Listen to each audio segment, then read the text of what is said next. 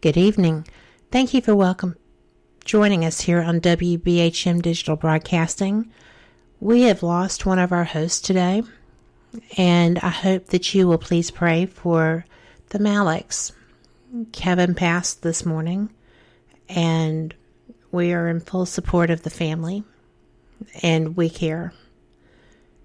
If you could please pray for Jennifer and the rest of their family. Thank you. Good evening. The opinions and statements voiced by our guests do not necessarily reflect the opinions of this network. Enjoy the shows. You are listening to WBHM Digital Broadcasting, the best in paranormal talk only on Paranormal Experience Radio. Broadcasting live out of Birmingham, Alabama.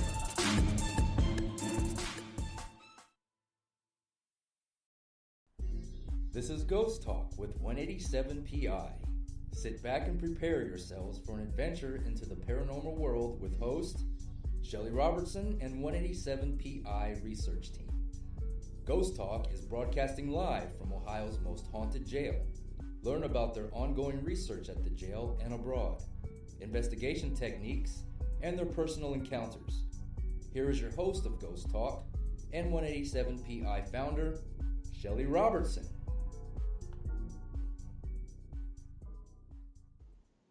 Good evening, everyone. Welcome to Ghost Talk Radio with me as your host, Shelly Robertson. Ghost Talk Radio broadcasts live out of Ohio's most haunted jail, the Old Paulding County Jail, located in, of course, Paulding, Ohio. Tonight, I have a very fascinating show planned for you. I will be discussing our brains on the quantum level in relationship to the paranormal, kinetic energy, and how it may possibly relate to the paranormal, along with some theories of my own. Now, of course, I would like to invite all my listening friends out there tonight to join us in our interactive chat room at WBHM-DB.com, where you can join in on the conversation and ask me any questions you may have. And hopefully, I'll know the answers. Or I'll have an answer of some sort. Okay, so as I get this show started tonight, I have to tell everyone. And you know, if you've been tuning in and been listening from episode to episode, I talk a lot about haunted places and haunted locations and serial killers, which is a favorite subject of mine, and some of the paranormal activity and experiences that coincide with those aforementioned. I just want to let everyone know that there's much more to me than those things. My papers and writings are much like the diaries of a madman, or in my case, a mad woman. My brain goes in all kinds of directions simultaneously at any given moment, and tonight that will be reflected in the show. I'm constantly working on 100 different things at any one time, which just means, folks, I am never bored. So I just want to start off the show by saying that the paranormal community, of course, has grown by leaps and bounds in the last decade. With that being said, more people have an open mind for the unexplained phenomena. I think that television shows have helped to expand the awareness of paranormal activity, research, and studies. However, it's not exactly quite as you see on TV. While I'm not saying that anything is faked, folks, there are some very reputable and great TV shows out there doing their investigations. What I am saying, that there is many hours of research and hard work put into those shows that we don't even get to see on television.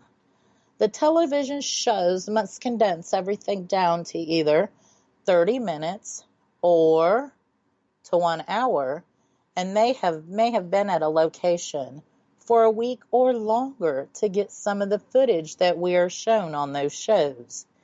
So the general population gets to see all the fun and all the excitement in such a short amount of time, while we researchers know that you can't control the paranormal activity, and we know that you may have to put in many, many, many long, grueling hours in during an investigation to get that one Class A EVP, and even if you get a Class A. And with all that being said, it's fantastic that more and more people are opening up to the thoughts of ghosts and paranormal activity really existing, right? But on the same token, I got to bring this number past your friends. This is going to blow your minds. There are over 10,000, count them, 10,000 paranormal teams in the United States alone. And I think that many of these have popped up along, the past years due to some of the television shows. And that's great too. That's great too. But what I'm going to say next, I'm not going to beat anyone up here, so please don't take offense, all right? But there is a difference between a ghost hunter and a paranormal investigator or a researcher, right? Many teams out there are just that, ghost hunters, and there's nothing wrong with that. It's thrilling and it can be very exciting, so why not? But many of these teams, they go from place to place in search of getting any type of evidence on any gadget that they've purchased, and they're calling it research, without doing any history on the location, without documenting and making notes of all the variables taking place while capturing this evidence, without developing techniques that they can test at other locations. And that is why it's taking us longer to get to the answers that we're searching for.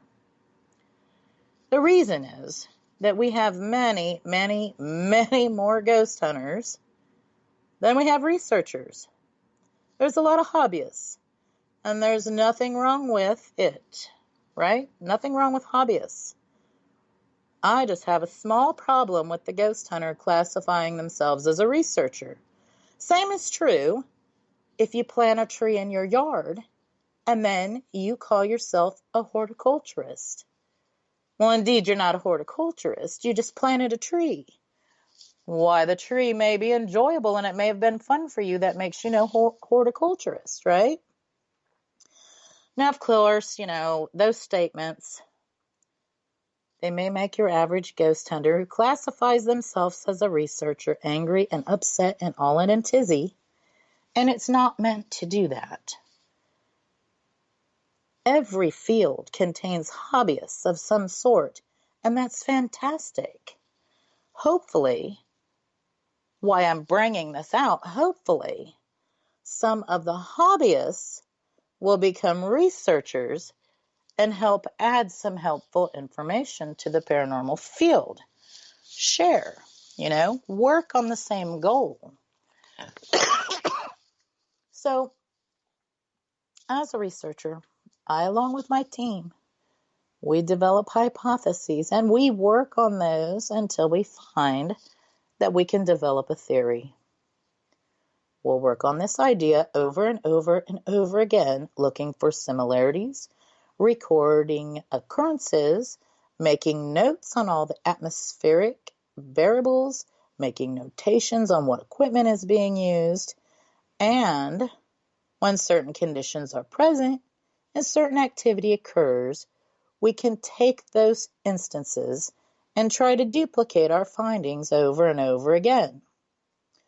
I've personally been to many haunted locations and conducted investigations, and what I find most interesting is that not every technique will work or can be applied to every location. For an example, here at the jail, during stormy conditions, I have found that paranormal activity in way of spirit communication is very quiet, meaning that it's very hard for the spirits to vocalize in way of EVP or disembodied voice. On the second token, I have found that the spirits have been able to thermogenically manifest. Maybe, this means that we have been very successful during these stormy conditions at photographing the entities on a thermal camera. And what I think we're coming to find is that we know what the jail is constructed of: limestone, steel, and iron, which is thought to hold energy as well. And knowing the shape of the building, so unlike other locations, like some of the big prisons, they're not so square. So does this trap in some of that extra static electricity during a storm? And does this make it far too great when adding the building variables to allow the vocals to come through? But it is great enough for the thermal manifestations. This is something that is ongoing research work for us at the jail. It's a slow process, folks, because we can only test all of these theories and circumstances and try to replicate these things and look farther into it during storms. So our window of opportunity is narrowed down.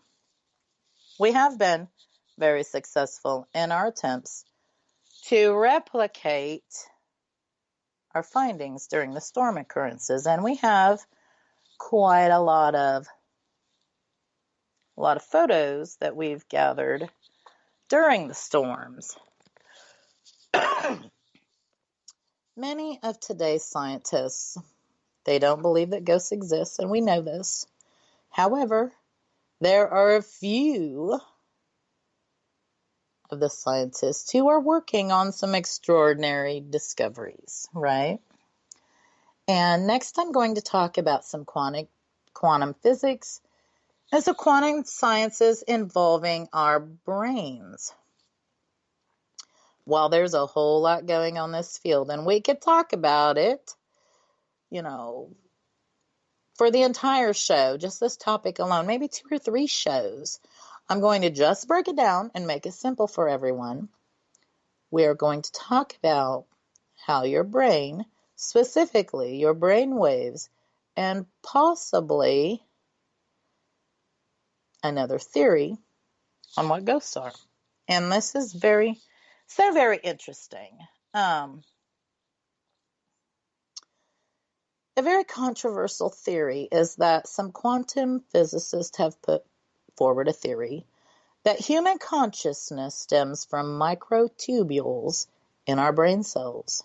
Microtubules which can also survive outside our bodies, even once the rest of our body has deceased and has decayed and is no longer. Essentially,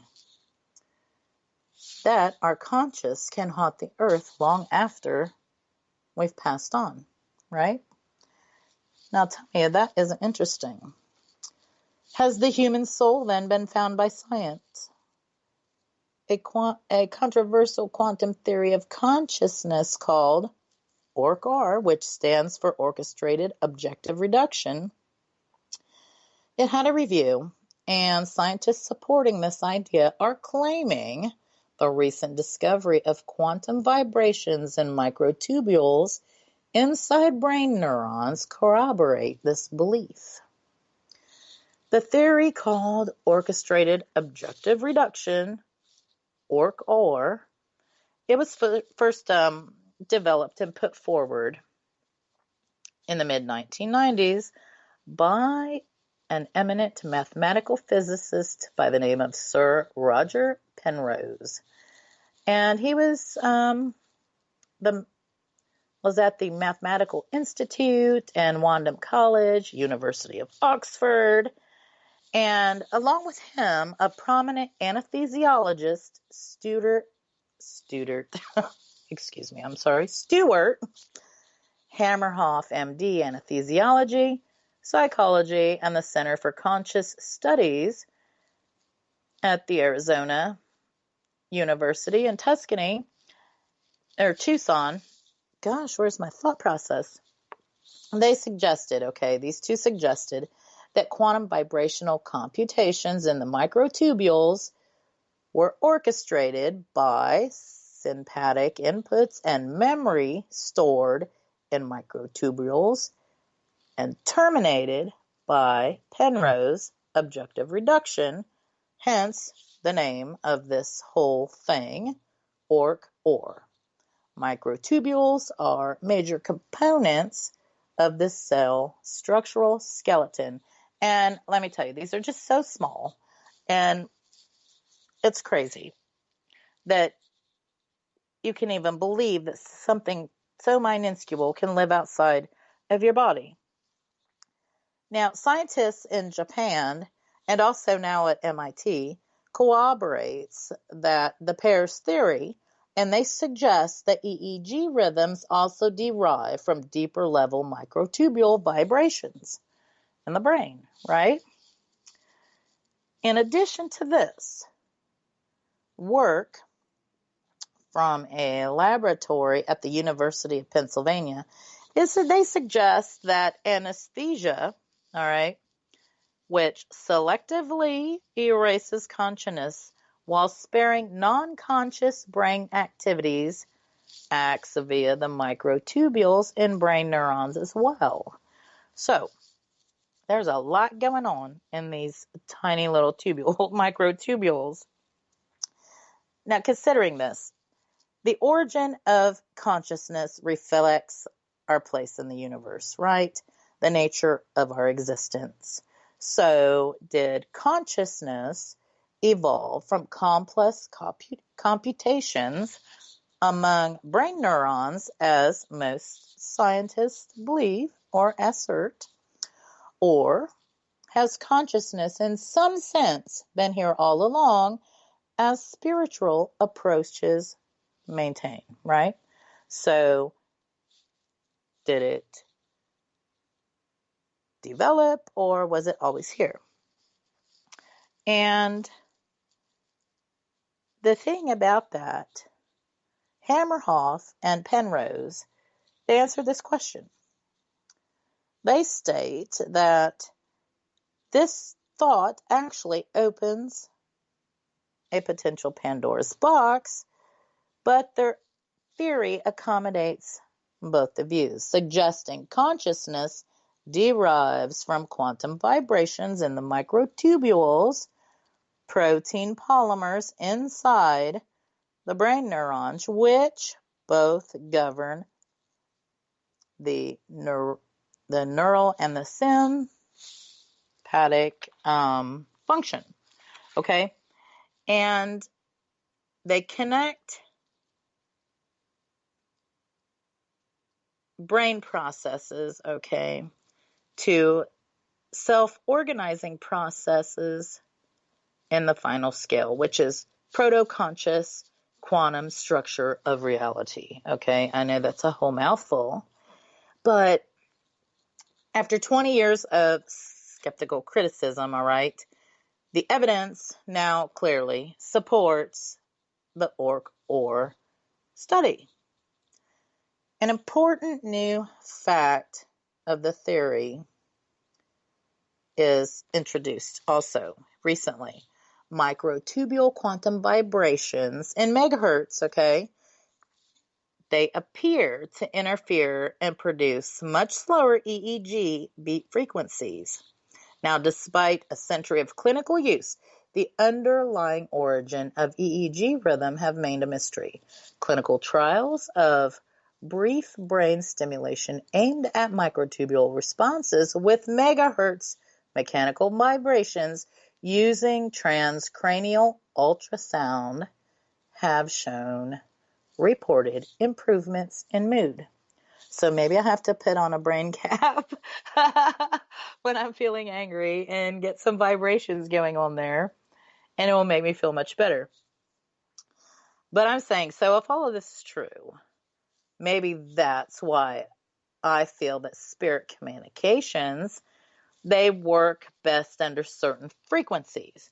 Now, obviously, more work needs to be done to get all at precise levels accurately at all precise times so we can replicate this over and over and maybe, just maybe, be able to have ongoing conversations all the time. And more than that, if our consciousness is certain vibrations within a microtubule in our brain cells, which of course means energy, vibrations equal energy, and energy doesn't go away, it just moves to something else. Could the energy from the microtubules in our brain cells, which is thought to be our consciousness, just transfer to other things like dust particles or atoms, just like in the air? There's a lot more questions to answer here. And with that, we'll be back after this short break. You are listening to Ghost Talk Radio on WBHM Digital Broadcasting.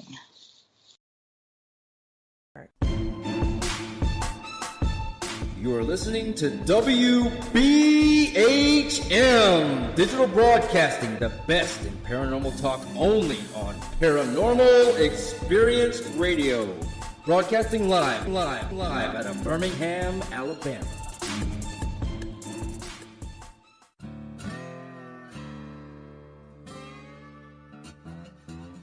Oh, come on. I'm Southern, but... nope. That'll do. Hello. I am Kat Hobson, host of Paranormal Experience here on WBHM Digital Broadcasting out of Birmingham, Alabama. I enjoy having guests from all areas of the paranormal, from ghosts to ufology to cryptids and beyond. You'll find some of the best researchers in their fields bringing you some great information. Join me on Wednesday nights from 8 to 10 p. Eastern here on WBHM Digital Broadcasting. To the believer, the evidence is overwhelming. To the skeptic, there will never be enough. Hello everyone. Join Kevin and Jennifer Malik, the host of Paraversal Universe, every Friday here on WBHM Digital Broadcasting. Also heard on WCET FM and The Rift. Log on or tune in as they check out the mysteries found within the 8 categories of the unknown and unexplained, including ghosts and haunted places, aliens and UFOs, theology and mythology, cryptids and monsters, urban legends and folklore, conspiracies, metaphysics, and forbidden archaeology. Listen as Kevin and Jennifer interview the top minds in their respective fields as they share theories and information regarding these unsolved mysteries. For future show and archive information, one can find Paraversal Universe on Facebook, Twitter, and MeWe under various Paraversal Universe headings. So, for excellent talk radio about the unknown and unexplained, check out Paraversal Universe, where all paranormal perspectives apply.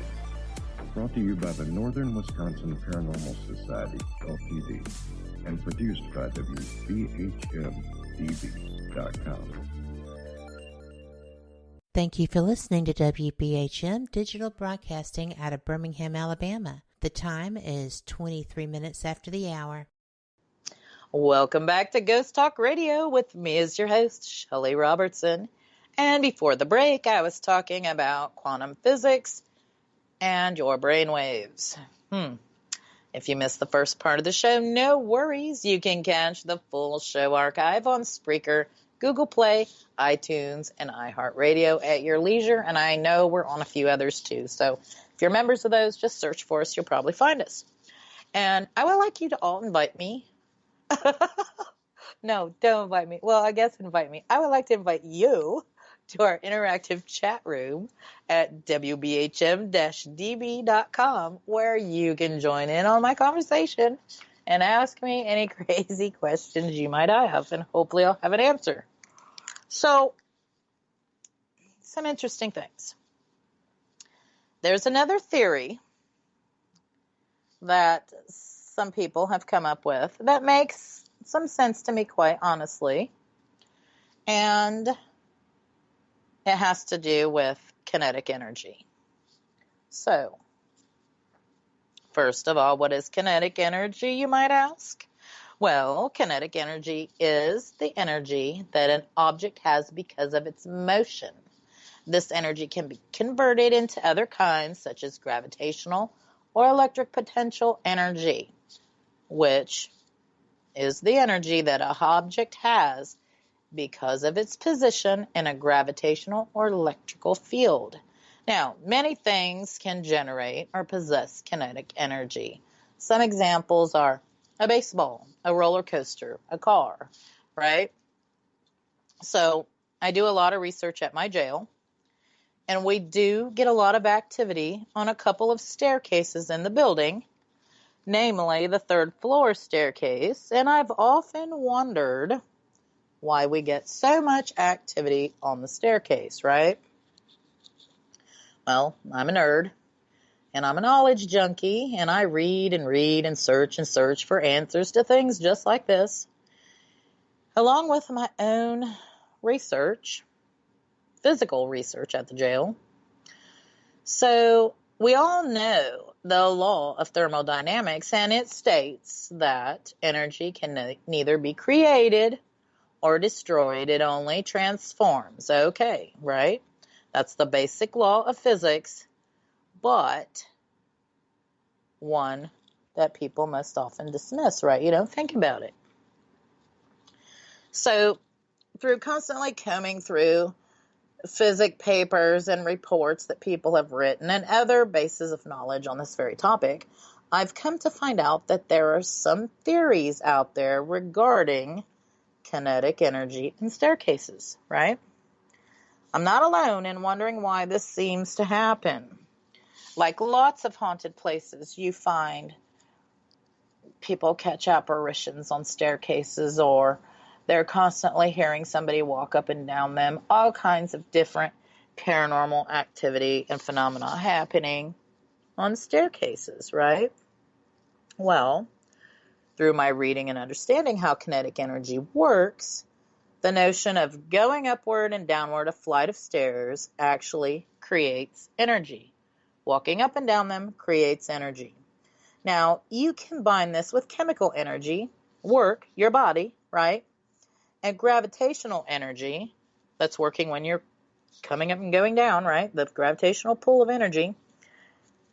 Does that actually produce enough energy to cause the manifestations or the paranormal activity on the staircase? It's a very good theory to ponder, right? While this type of energy, it could dissipate over time, or rather move to something else, it is plausible with enough traffic on the staircase to keep just enough energy within the staircase to allow for these paranormal activities to occur, right? Now, we take into consideration, let's do that, what the staircases are made of, all right, and what the shapes of the staircases are. Spiral, if they're metal, if they're made of wood, because energy can be stored a little longer depending upon the material of the staircase and the shape of the staircase. And while this hasn't exactly been proven, we are studying the possibility at the jail, and this activity does seem to be pretty abundant on the third floor staircase, which obviously is noticed after we've traveled up and down the staircase. Like after we've went up, then we see the shadow ghosts. We capture thermogenic photographs once we've been up and down them. So is this coincidental? Or is it actually causing enough energy for this to happen. So obviously that's something else that we are hard at work trying to figure out some more of this at the jail, right? Many people think that in the paranormal field, many people think that ghosts are the spirits of deceased human beings, right? And they think that they are still here due to maybe unfinished business, a tragic death, a sudden death, or maybe even just maybe they don't realize they're even dead, right? Well, I have my own thoughts on why folks are still here after they've died. I think that us being filled with energy while living, it transforms to something else when we die, or it hangs around somewhere, right? I think that possibly, this has become apparent for me. The energy does retain a memory. It is intelligent. And maybe, just maybe, the energy hangs around where they most love to be. Maybe the energy just isn't floating in outer space or out in the universe because they refuse to let go of where they're used to being. While, yes, I do agree that some folks may have met a tragic demise and maybe they have had unfinished business when they passed on that they didn't get to take care of while they were living. That might be true. But after developing such a relationships with the spirits here at the jail, I don't quite believe that's the reason they stay. The spirits I've developed a relationship with at the jail, they're happy. They don't express any torment or turmoil. And they haven't shown a dire need to finish something that they weren't able to finish while they were alive. These 4 years doing my work at the jail, the spirits have got to know me and many of my team members and some other people who are very close to me. These spirits, they express ideas, offer bits of information, and believe it or not, they are intelligent about what's going on in the world around them, which is actually fascinating. They have likes and dislikes, just as we do in the living world, right? However, and there's always a however,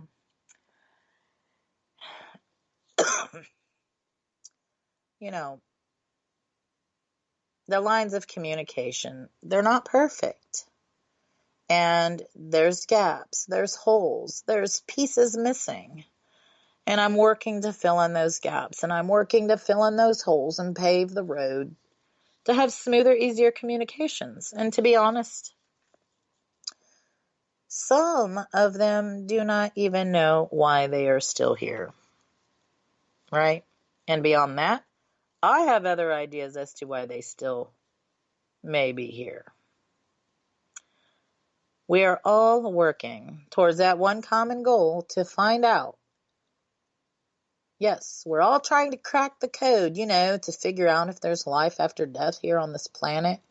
I like to think that when my body dies, that's not simply the end. If it is the end, then who are these entities? Are they interdimensional beings just like we are? Are they in this parallel universe doing the same things we are? Trying to communicate with some supposedly paranormal phenomena?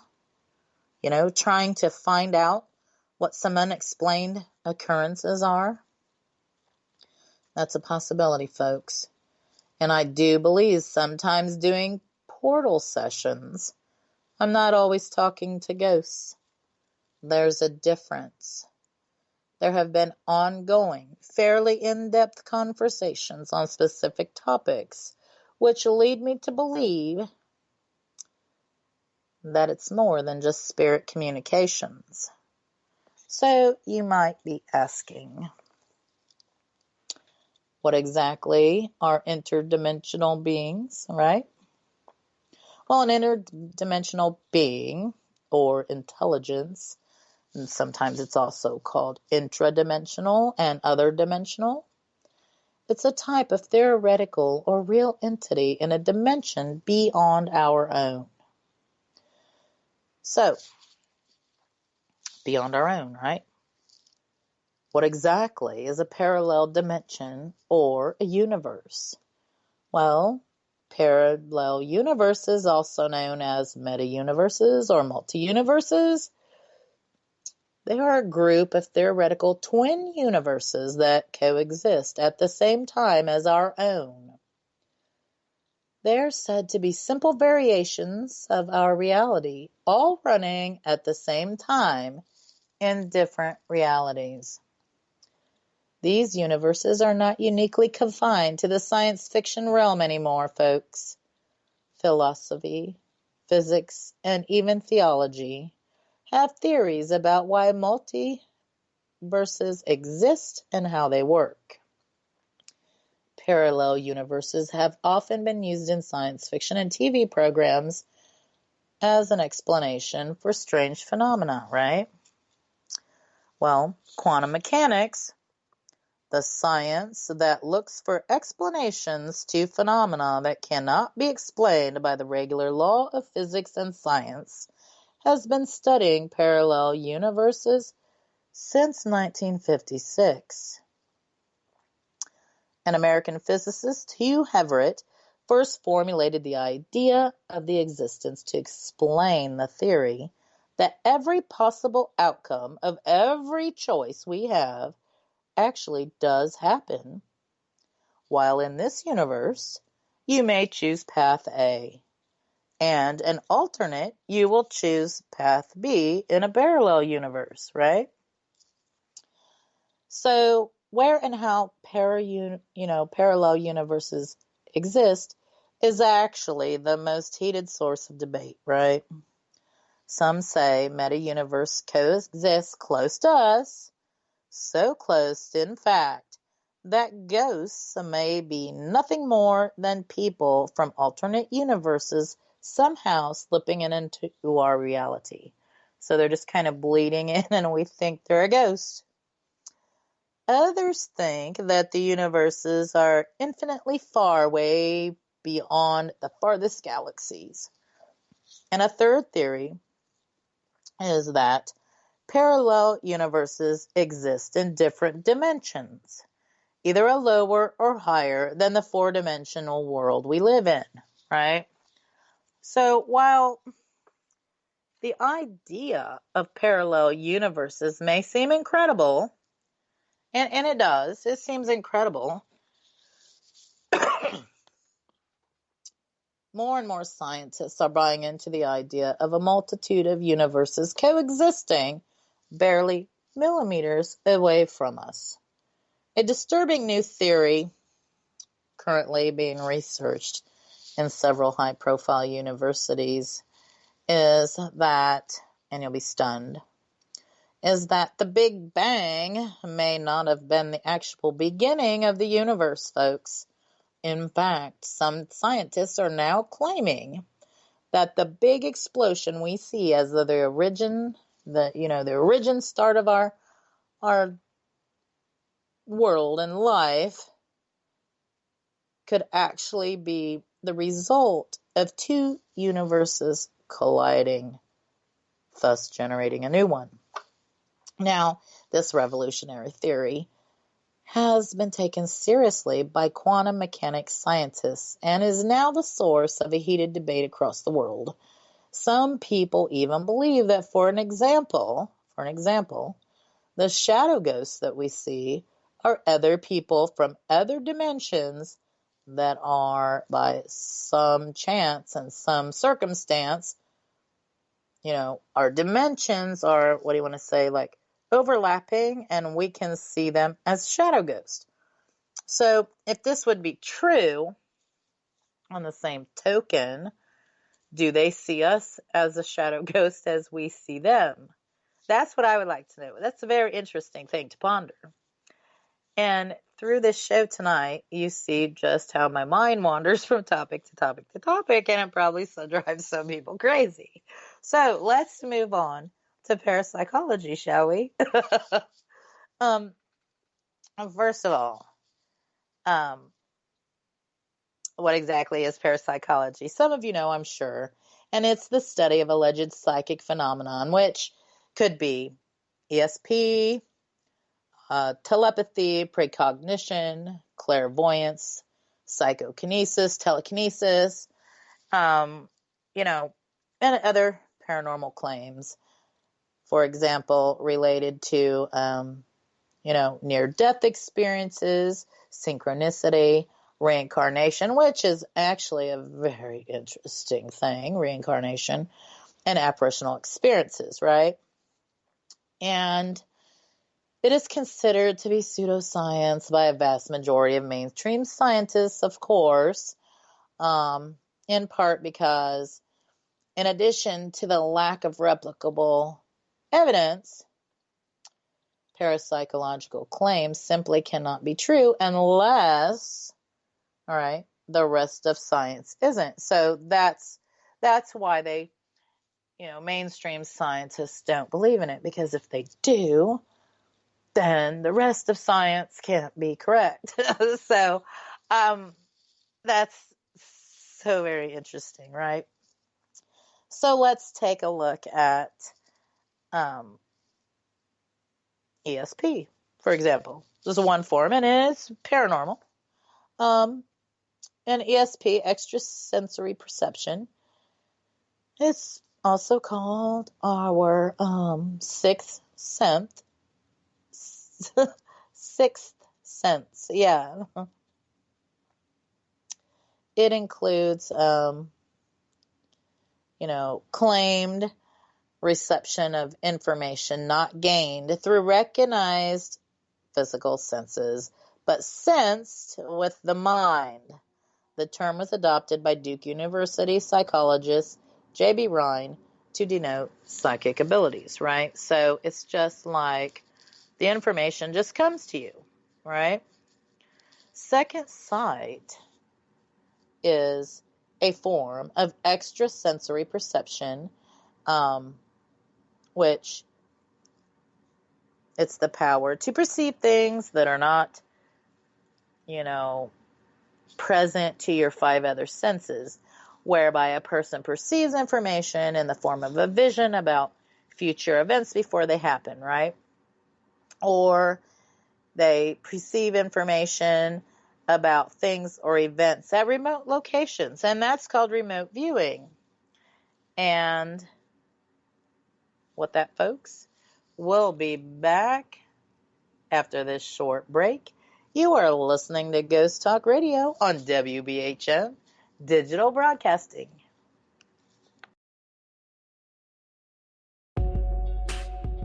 You are listening to WBHM Digital Broadcasting, the best in paranormal talk, only on Paranormal Experience Radio, broadcasting live out of Birmingham, Alabama.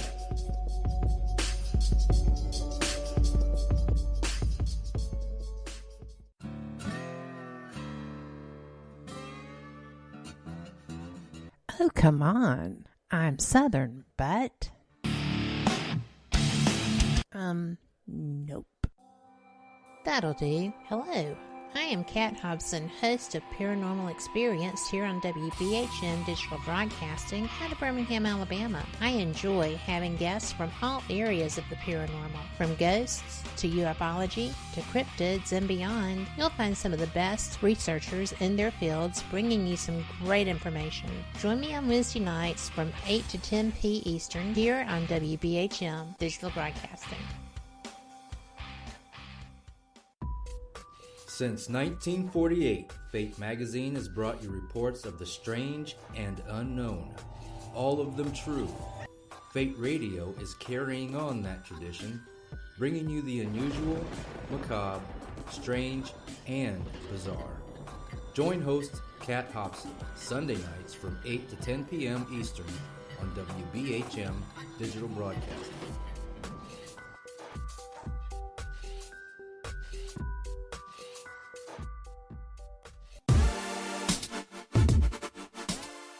listening to WBHM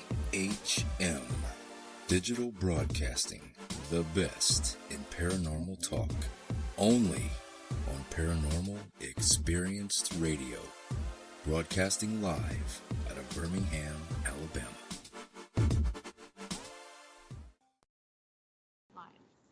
Welcome back to Ghost Talk Radio with me as your host, Shelly Robertson. If you missed the first part of the show, folks, gosh, I am being so dyslexic tonight. No worries. You can catch the full show archive on Spreaker, Google Play, iTunes, and iHeartRadio at your leisure. I still am looking to invite you all here to our interactive chat room. You can join in on the fun conversation and ask me any questions you might have. And we do have the scout in chat, and her name is Brenda Holmes, and she told me that what happened to her last night was she wakes up and looks over, and there was a full-body apparition laying in bed next to her. Can you believe that? It was a lady, and when she said something to this lady, she vanished. And I bet, some of you out there have other instances, other stories about that. And I'm thinking either this person knows Brenda, or maybe she was a previous resident of the house and just likes hanging around. I don't know. If Brenda has any updates, I'm sure she's going to let us know. It's so much fun when people tell me stories about things that happen to them when they're at home, when they're at a friend's house, when they're just somewhere. And paranormal experiences, they can happen anywhere. And I do believe that. So, and what we were talking about beyond that, and Brenda said she wasn't even asleep yet. And that's what kind of really freaked her out just a bit, because she was wide awake. That is actually pretty crazy. So obviously there's somebody there. Now, before this, I was talking about parapsychology and such, and we touched on ESP and extra and second sight, and what I have to say about that, I have something more to say about that. And that is that our own government, just think about this for a moment. Our own government was on the ESP bandwagon beginning in the early 1950s, okay? The CIA started extensive research into behavioral engineering, and their findings from these experiments led to the formation of the Stargate Project. And the Stargate Project is a whole other big topic that we could talk about. I think I did touch on it in a previous show like a year ago or something. But if you want to know more about that, just look up Stargate Project. And it handled ESP research for the U.S. federal government. Now, the Stargate Project, it was terminated in 1995 with the conclusion that it was never useful in an intelligence operation. So, no secret spy stuff was coming of it, obviously. Or maybe it just wasn't reliable enough for them, but they studied it for a good long, long time. So obviously, it does work. Now, if we look at precognition, and that comes from a Latin word meaning before, and cognito, acquiring knowledge. It's, also called future vision, future sight, and it's a claimed psychic ability, to see events in the future, foreknowledge of an event, especially of the paranormal kind. And with other paranormal phenomena, There is no accepted scientific evidence that precognition is a real effect, and it is widely considered to be a pseudoscience as well. Precognition also appears to violate the principle of causality, that an effect cannot occur before its cause, okay? Cause and effect. But I'm here to tell you, I'm not quite believing that, because I've had some precognition stuff happen, and I don't know. I think it does. I think it's real. It's, precognition has been widely believed throughout history, right? Despite the lack of scientific evidence. And a lot of this stuff, we don't have scientific evidence. Many people still believe it to be real, and I am one. I will admit it. It's still widely reported and remains a topic of research and discussion within the parapsychology community. So, the parapsychology is the study of all of these unexplainable things that our mainstream scientist says isn't real. But I will tell you, on a personal note and a personal level, I have seen some of these things in actions. I've experienced some of these things in action, and I just can't agree with the mainstream scientists on this. There's just so much more to know. Just like these microtubules in the neurons in our brain cells, okay? So they're finding out about that. There's probably more they don't know that our brain is capable of, right? That is actually capable of these things. Just some people, they happen to switch on and can utilize it. I don't know. If any of you have had any ESP experiences or precognitive experiences, shoot me an email. Tell me about it. Let me know about it. What were the circumstances? I'd love to hear about it and maybe talk some more about them on the air another time. What I do want to talk about now is some fantastic things going on for us at the jail. We are working hard on our new schedule since getting the furnace put in. It's not completely finished.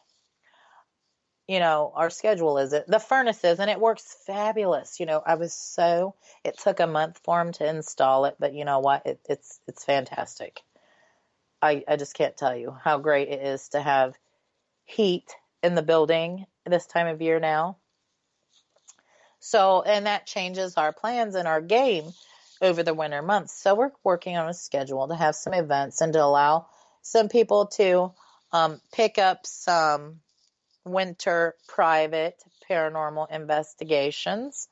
Those will be posted shortly. So just watch our Facebook page. You can type us in the search feature. 187PI will pop right up, or go to our website. As soon as I get everything up, scheduled, we'll put the schedule up. I'm looking to say maybe over the next couple of weeks, we'll have all kinds of dates available for privates, and we'll have some of our investigations that you can attend posted as well, because it's a game changer with the furnace. We can do some winter work, because you know what? Ghosts are there in the winter as well as in the summer. They do not migrate to Florida during the winter. I'm sure of it. So, and I asked them, this is funny because I ran the portal while the furnace was being installed, and I asked them if they could feel heat or cold. Well, I had some mixed response, and that's something Brenda in chat just asked, how the spirits respond to the heat. Well, one of them stated that they couldn't feel heat and cold, while another one said that they could. So, it just goes back on a instance during an investigation, whereas we had a team member who passed away, and he's made visits to the jail, and he was present during this investigation, and we asked him if he could see us, and he couldn't see us, but he could see the table in the room. Is that crazy? So I just thought that was bizarre. So I know some of them see us because they tell me hair colors and how many of us there are. And so is there like a transitional phase? So I've been trying to kind of work with him a little bit, because that is very, very helpful on some of the research and learning. Like, are there transitional phases? Will there be a certain period of time that he will be able to see us? Will he ever have enough energy to manifest his physical being? Well, I would hope so. I would hope he can really help with some of this research. I mean, he tries, so we'll see. We'll see how far we get. I mean, I hate that he's not with us, and he's with us in this capacity, but we're making the best of it. And so soon we'll have all the schedule up for events at the jail and dates for private investigations. And if you come for a private, just say hi to Bob. And, he's there here and there now and then and again at the jail as well. We are getting ready to ramp up the escape games. Over the next couple of weeks, we'll be posting some session times and dates for Jailbreak Code 9. And I've been getting some inquiries on that because we couldn't run them the month of October, and while the furnace was being installed. And November, we're gathering our bearings and getting ready to ramp all that up. So keep a lookout. Oh, and Brenda says, hi, Bob. So keep a lookout for the escape games. They are so much fun, and they help, with the restoration efforts at the jail. They help fund that. And we have already put on the schedule Ohio State Reformatory Convention in May 2020. So if, got to look up Ohio State Reformatory Paracon, get your tickets early, and hopefully we'll see you there. We are also on schedule to the West Virginia Paracon at the West Virginia at the penitentiary, Moundsville. So, and that is in June, the end of June. So look that one up. I see it's going to be a fantastic event. And we are slowly but surely getting our schedule all together. I want to talk a little bit about what's going on at WBHM Digital Broadcasting. And you know what? That airs out of Birmingham, Alabama. And they have warmer weather than I do. And I would much rather be there than here. Anywhere warm. I'm not a winter fan. I'm not a snowbird. So we have on Sunday nights, we have Fate Magazine Radio, and that is on from 8 to 10 Eastern. And the host is Kat Hobson. And then on Monday nights, we have the Paranormal Pride Show, and that airs from 8 to 10 p.m. Eastern, and that's hosted by Denise Pridemore. And then on Wednesday nights, we have Paranormal Experience on again, same time, same channel, 8 p.m. to 10 p.m. Eastern. And that's hosted by Kat Hobson. And I'll tell you what, they get some great show topics and some amazing guests on there. And so, Sunday nights, Monday nights, Wednesday nights, and Friday nights, you tune in at 8 p.m. This is your location. This is your destination. I want to thank everyone who has taken time out of their busy schedules to listen to my live broadcast tonight. And I hope everybody has a fantastic evening and a wonderful, wonderful weekend.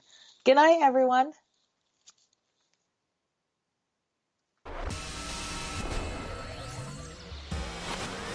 You are listening to WBHM Digital Broadcasting, Birmingham, Alabama.